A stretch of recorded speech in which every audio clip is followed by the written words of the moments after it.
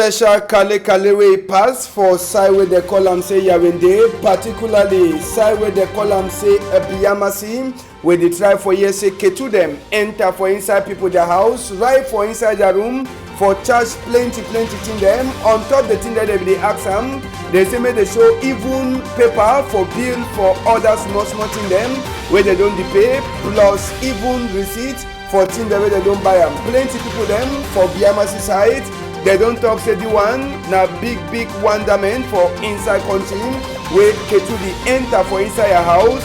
E no even show you authorized for church house, e dey enter for church house. Na thing that way pass for Yawende side this early morning time. Tori for this afternoon, we go talk palava for inside Wala here. We go take una go for some quarter wey they dey call am say Dikolo, water e no dey dey. Then so for Tori, we go take una to go for place where they call am say wetin Buadibo. We go so waka for talk this chapter for road. We talk a palava to wetin help from Gomna, where e don dey reach people them small. Kumba for Meme division, they don't get their own small. Now so too for Bamenda side, for Mezam or for Momo side, we be seeing our guy SDO Sesa way e do that work them.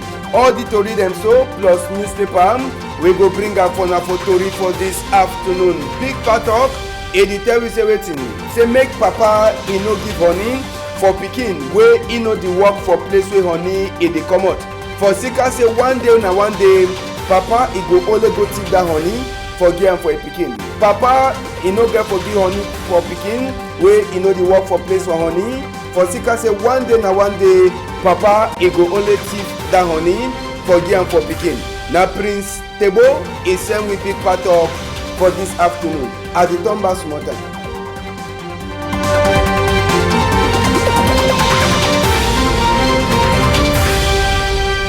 Good afternoon. Plenty glad for me top una for last chapter for Tori for Equinox at Tori House. Chapter 2 for 1 o'clock. We go so the talk. We country. Also the prepare for enter for time for votes.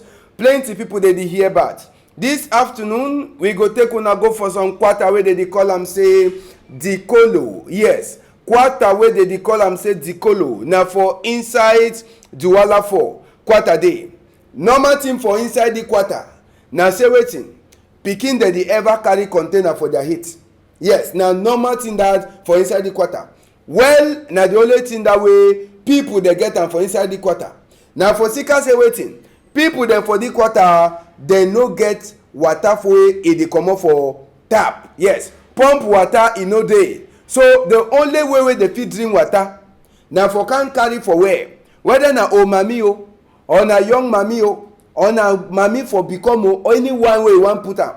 The water e no dey for inside Dikolo. Na for 8 moon now. See the kind water wey they dey carry am for go drink, water wey they dey carry am for go wash clothes. All the one dem so. Na wey we dey talk say people dem for Dikolo, they dey talk say make government try for look inside the palava. 8 moon e don pass. I say 8 moon e don pass wey people dem no get water for Dikolo, and they dey also continue. If you no get well for day, forget. I say if you no get well for inside that quarter wey dey call am say Dikolo, forget. See mami, even woman wey get dey like say belle dey, e must to carry water. E don turn a normal thing. And the people they also ask question. Now which day that water go last come? They no get answer. Now pipe them that way they pass for before people their house. Pipe they pass for before people their house. But water they come out for house for outside. Water e no dey comot. All thing they and bill they pay. They say they pay money for rent. All the one they soak on the people them. Now the thing what they try for talk. When they get vote small time, people they no get water for drink. They also drink water for where? How will they go for before? I say how will they go for before? See fine house so where water get for the comot for pump. Outside pump no dey. Pump no dey for inside the kind of fine house. Then too they get their own small way for corner. Now for there they carry water. The pipe dey pass for outside. 8 moon they no get water, and people the way they give water they no get no nothing. They no the shame self. They also go give bill say make people they go pay am. Say na money for rent. Na bad thing. When you see mami they drag water 8 moon, you want to see me wetin happen. We go hear people them after one after another. Make we fair hear some padiman where he don't come up far away for only go help him mommy for carry water for Dikolo. Una hear you? Government hear what talk. All we would cry for the water for Palava water not day. Make power for them for uphill look am. You see us, one mommy them for they suffer. One mommy they not get waste them again because of water. First time we remain so water the common come talk with for us. But now we go for go drag water. Because of road too. Now this Palava road, they for better level road as it day first time. Now we not get road again. We not get water. Because of that road we don't come make road for B road. Water they don't bust all pipe them. Now we suffer for Palava water, we not get water again. We go do her. Look waste for Bamami until don't finish. We go do her. Me I come on right from Dobasi for can carry water for here for them. After they go send can water go come for here with which kind of motor with red water, foolish water. Very good. Now another person will meet up and for that quarter. Maybe when I go tell say for Sika say that man, get a popular face. Luck is as well the tonton for make our small tori for now. We'll be meet up some Mutumbu man. When I sabi that padima where they dance with the big people they know. He today for that quarter. When I hear na Bonaberi quarter Dikolo. Problem for water here na some big problem. Also water don't be na the man we don't know. And we don't know who's can do we go get water for this quarter because now Edmund we don't begin the road we don't make them. You don't know thing where they become do for ya. Oh, water you don't go na for so water then something we go find for every. Make governor try for sitting with you do for this for this quarter for Bonaberi for Dikolo. Problem too much for problem for this water we not dey we no nothing for drink. Who go down dey water we go drink I don't know. Oh water don't turn na Jesus. I don't know where talk say go they come back so they to never come. And no say water no will come again. He do already talk his own. But when we meet up young people them when I go tell us okay. That young people them they fit go carry water drink. How for the big mommy we go talk now? The big mommy go fit for carry water. Big mommy, make her hear. I no get water, Papa. Food don't slack. I know they work up for rope. So to buy this one. This one I get money for beg money. Don't talk say I no beg money again. I want water. I beg plenty. Would I bring me water? The colo. Water no dey. I beg. Me I no get food for worker. So beg. Then give me the gafra. I go buy water where they drink. I beg. Would I bring me water? Oh, water they die. My puppy there. Where I don't take up water no dey. Water don't go long time. I beg una bring me water. I feel die with the water. If you see the way don't drink water, you dey well? Oh, I don't drink water no dey. I want to come over with it. I come over. I know. So na mommy that. If young people that they cry now for talk say even big mommy themselves they hear about for that quarter for Dikolo. Now for inside Douala 4 with this so 8 months don't pass water no dey. As I be so now go they ask and say but ambassador waiting in make and way water no dey for inside that quarter. Answer for that question na D1 make we enter for wait we make water no dey for inside quarter for Dikolo. For Sika say they come start for fix their roads for that side. Company wey be the look of the road. A chakara all pipe them for that side. A promise the people them for Dikolo say as well they fix roads. They go come put that part them back. But on Asabi say the company for Sika say they know they pay them. Then too they don't left work no. They don't left work go there. So the road work it never even finish. They don't chakara people their pipe. They never even feel for turn back for can fix them. Now for Sika why that way deep people they cry now so. Water no dey for that quarter. Road says where they be told say they fix them. They don't always can chakara the people that road na chakara. Now it means say the people they ask now two questions. One, may they fair bring the water, may they drink them. Two, the roads where they don't level where they never come back self or can control them. Now one big problem where they worry the people them inside quarter for Dikolo country people them and as well the top now palava for say waiting. Palava for say make big people them where they sit down on top chair themselves They strive for look inside the palava. Now work that for road. When normal they be don't get for finish. Put people the water back. But for seeker say they don't left road for halfway. Chakada people them pipe. Water no the pass on no side. Even road safe. Time when rain fall, people they know the fee for worker for the road again. And now for seeker say they dey give work for contractor.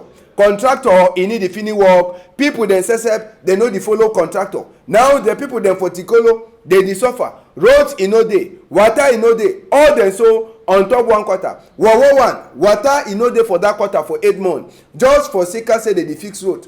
Road where they know the pay work people them too they do abandon road. Come on go. As well they need the 4. Then say they dey hear back. So all the one then so now all the time for ask question. Small time vote in the Cambridge. And when vote e reach small time, waiting people they go talk. I say when vote e reach small time, waiting people they go talk. Big question what we try for us announce so this afternoon. Make we hear this with Paddy Man. He talk again inside this chapter for road. Now the main government say we keep the party for come on go for market sef because we sell for come out the road don't make water don't be for all place. So woman don't come out come fall for inside water. We road not there. She said road as a day for come out for this road, go for big road, na problem.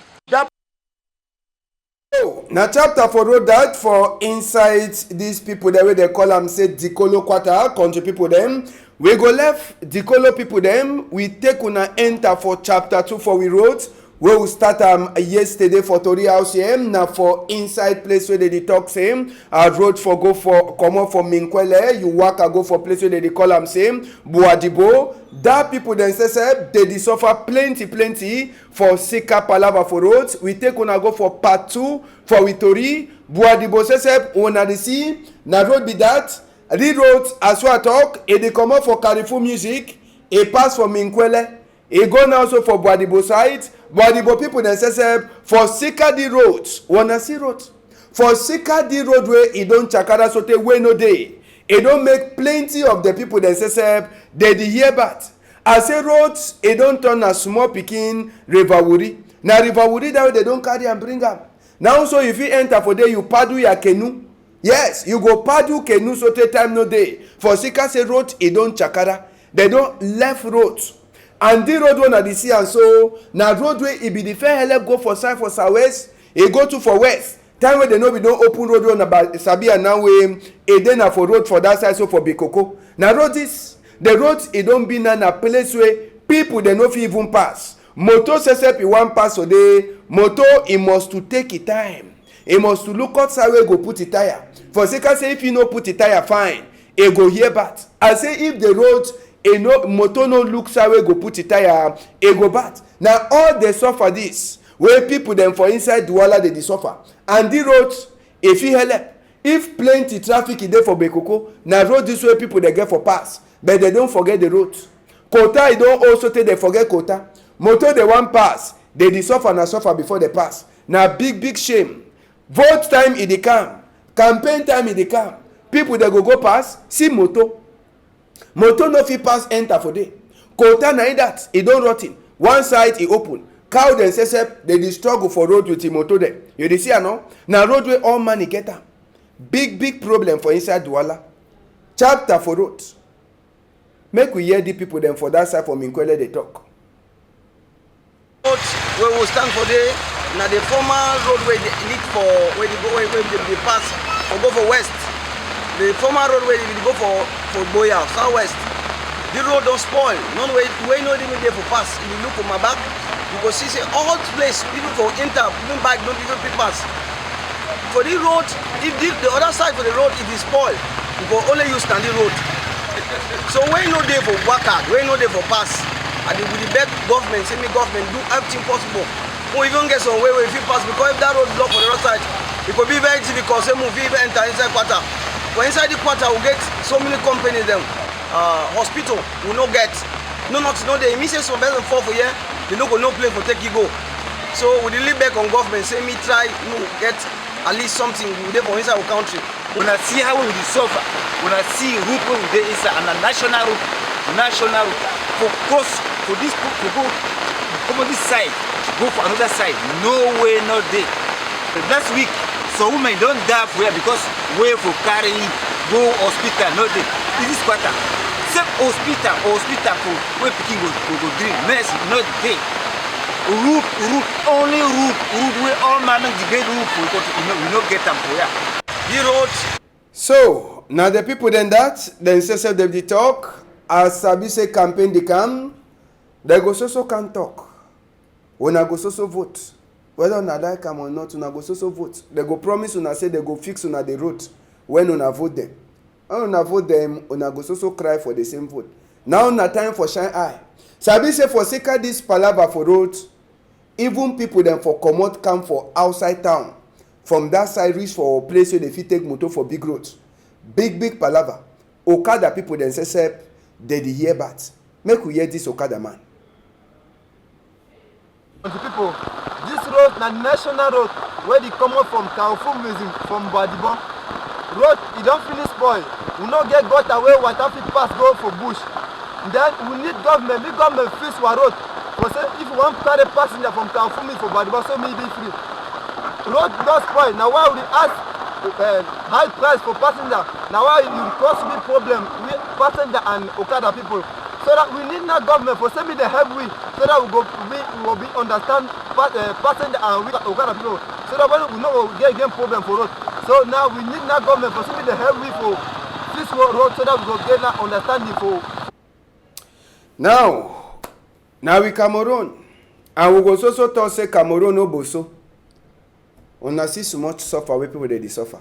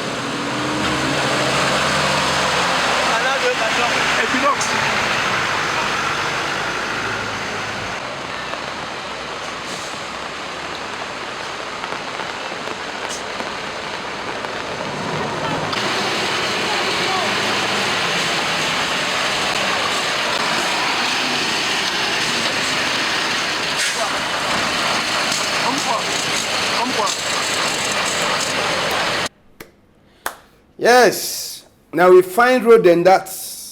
Better road there. I go come make my own campaign, make una vote me. Then my own promise na say I go fix una the road when I finish. When una finish vote me, I go put una that road. Una understand no? Na thing that we do am for now. Make we left Douala, we enter to for Konsamba. We don't start sing palava from Konsamba their own since yesterday.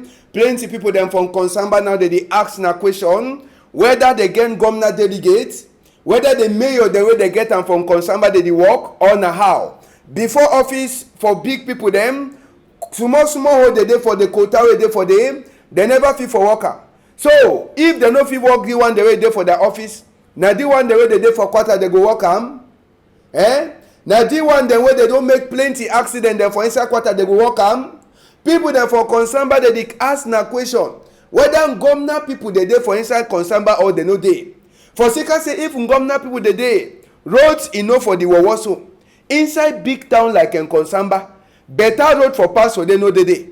All road dem you get home for inside. Accident e dey happen all time. People they carry wound go for outside for inside hospital. Only for sika say road dem wey dey dey for inside town they no dey look at am. Quota e don also take time no dey, but they no even get time for look at quota. As people dey get accident go spend money for hospital, na so too dey like am. So people dey from Konsamba dey ask na question, governor delegate dey, mayor dey, or other people dey wey dey get more for talk early dem from Konsamba, who side dem dey? Na big shame. I say na big shame. Say better town like Konsamba e no get road. Before office o road no dey. Inside quarter quota wey be don fair dey e don dey rot in the go, no nothing. Another palava for day. I don talk say if devil e comot for bury ground e slap any man for road, the devil get right. Yes, If devil comot for burial ground slap man, devil get right. How they go the money left place so they dey bury people dem so make e dirty so? Madam Da Silva na places where they dey bury people dem. See as wey bush dey. If devil comot for there now so he slap some person wey wan can bury different man, una go vex? When they no dey look out the place where they dey bury people dem, na so people dey make mistake to carry different die people dem go chook am for the same place where they don bury people dem. Na graveyard this place where they dey bury people dem, they don leave banana bush. They no dey even look at am. They go talk say that one na place where they dey bury people. Na town this for Konsamba, bush dey for all side. E dey like say big people dem no dey Konsamba at all. The only day na for she don for inside BB motor, enter for inside air condition motor dem, enter for the air condition office, turn their chair A1 A2, town idoti, e no look themselves at all. Na central town this on Konsamba, grass e don grow so te pass mark. No man no dey look at am. Water system na big problem when rain e fall. Repe na quitori. The way throughout only one way, and na the way be this. So time we rain for water plenty. For pass for bridge there, the bridge small where all that kind of water fit pass. Water they enter for people their house. And you know if you come out for your house, you go out by inside water and you come inside water, so you know fine. So all these houses where then there for here, they suffer a lot. All the people where then there for the place. Some people then they try for stop that way for dig road for water me big. And some others them know they do their own section. So now they block water. House for abandoned no, they for here because you know we begin stay inside water all time. You stay for place water you there for house. I mean time where rain fall. Water come enter spoil all things where you buy. How you go do again? It needs you buy new ones. So for stay for yourself, it be dangerous. It be only time for politics where some big man become for here, they do campaign. But they be try for talk say me they open that bridge for road day. According to the big man no, he say me they open that bridge for road day. And the people where they be put for do the bridge, They not do fine. they no do fine, yes. So them instead for big bridge big, them be na small bridge. Yes. We go left that palava. We just for remind people them, the big people there they for Minkwele. Say they so that government school too for Minkwele. Government primary school for Minkwele. If they no look out, if rain e fall for Friday, Saturday, Sunday, then Monday school dey start, pikin they no go fit for enter their school. Yes, pikin they no go fit for enter their school. The school e no get water. When rain e fall, water dey turn up na for side wey school get for be.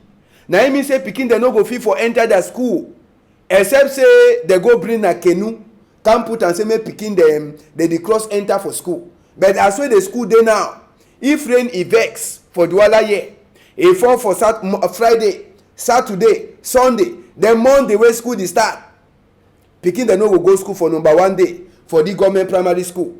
We dey just show una make una no talk say time wey the be dey una be talk na in that way we dey talk am. Una start check sense wetin una go fit for do if say rain e fall for 3 days as I dey talk, then the pikin dey get for go school for Monday, how they go enter for inside their school. Una start check that one. I dey only remind una say work e dey for una for do am.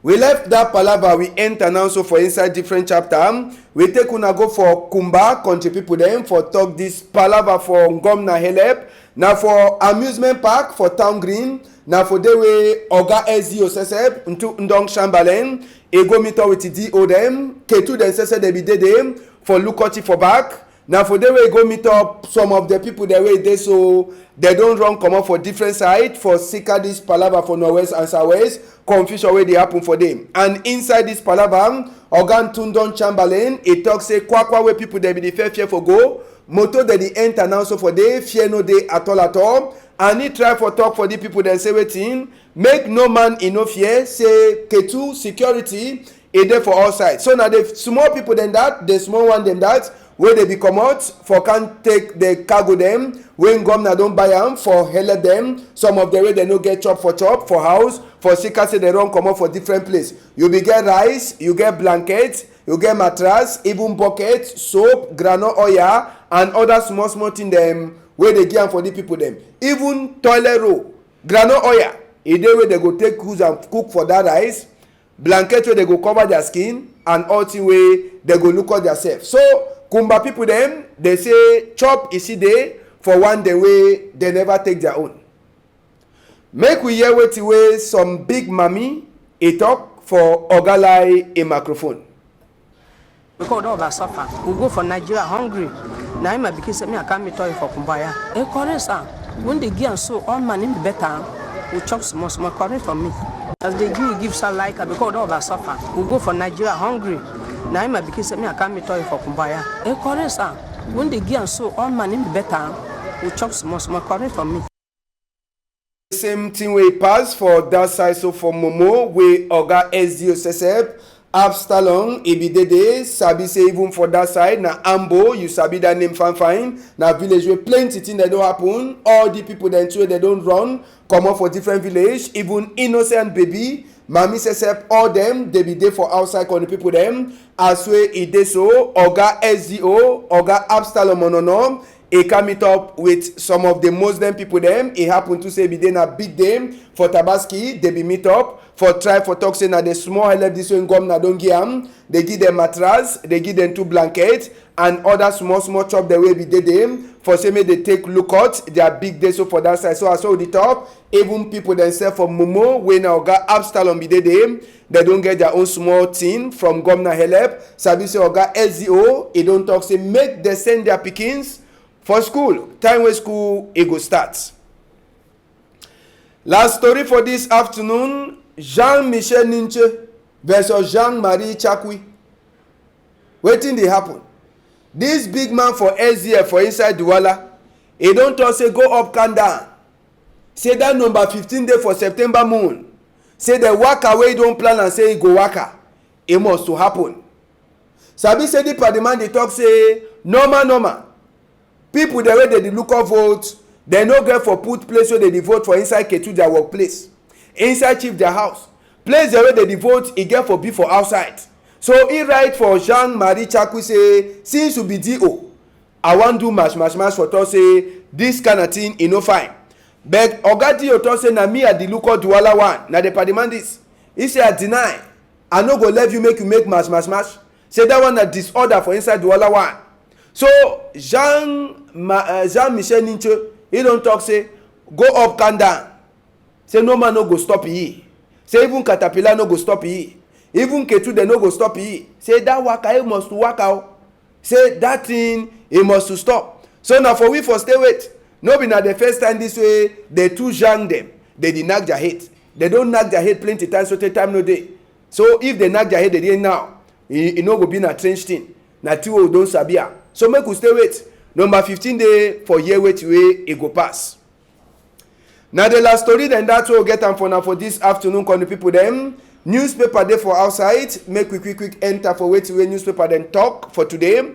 The guidance post way e day for outside today con the people them. Editor we say waiting. SDF e don't talk say whether na waiting whether blood e go throw away. That their waka way they get for plan for waka. For say make place them for vote they know she done. For inside Ketu their workplace and for chief their house, it go happen. They want the come way DO for Douala one say Jean-Marie Chakwi too, he don't talk say lie to lie, he no go pass. 3 people they get BB wound for Sika Road accident way happen, where Prime Minister a convoy be the turn back from Bamenda. Now for that side so for Ebegawe the one it happen.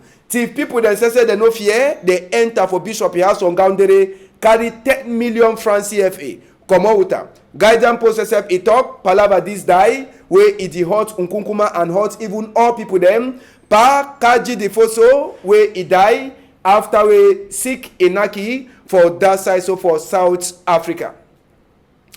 Other tori the day wey if you for read am make we enter for the post weekend away day for outside today. Inside the post weekend they the talk for we say waiting for Sika Palava insecurity CPDM Elas e no do e campaign for president according to wetin wey e dey happen for dat side. So for norwest the post weekend assessment e dey try for tell we say OC Joshua don comot e 24 point dem wey e go use am for say make e enter for chapter for vote for Genyun Kunkuma. They say civil servant dem say now they don start pretend like people the way they don run for northwest and southwest only for them for go chop this chop wey gum na the giam for people that they don run different village for enter for inside place the way e dey fine for them for seeker confusion for northwest and southwest. New big people dem for lawyer their own association wey they call am say bam they go sabi them number 24 day for November moon. Last story wey we look for inside the Voice newspaper e dey vex and e dey ask na question.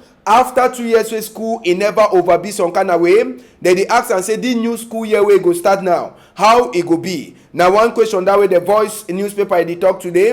OC Joshua Sese for chapter for vote for 2018 for Genyun Kunkuma e dey there. Palava Ibu na Keremuna all that to read them. The Voice newspaper e carry am for his skin.